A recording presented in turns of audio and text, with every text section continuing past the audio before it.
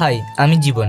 আজকে আমি চলে গেছিলাম একটা মুসলিম প্রি ওয়েডিং শুটে। তো তার আগে যাওয়ার আগে আমরা রাস্তায় দাঁড়িয়ে একটু খেয়ে নিয়েছিলাম মোমো, যেহেতু মোমোটা আমাদের খেয়েছিলাম সন্ধ্যাবেলার টিফিন বলতে পারো। তারপর চলে গেছিলাম ডাইরেক্ট শুটে। তো অনেকগুলো এখানে আমি ক্লিপ নেওয়ার চেষ্টা করেছি, কিন্তু এখানে যেহেতু আমি এলসি তে হয়েছিলাম আর সুমনদা ফটো ক্লিক করছিল আর আমি গেছিলাম ফটোগ্রাফারের অ্যাসিস্ট্যান্ট হয়ে। তো এই হচ্ছে ওদের বিয়ে বাড়ি গিয়েটা আর কি। ওদের অনেক রকম রিচুয়াল আছে, আমি তো কোনোদিন জানি, এটা আমার ফার্স্ট টাইম কোনো মুসলিম বিয়ে বাড়িতে গেছিলাম। তো সেই রিচুয়ালস গুলো আমি দেখছিলাম।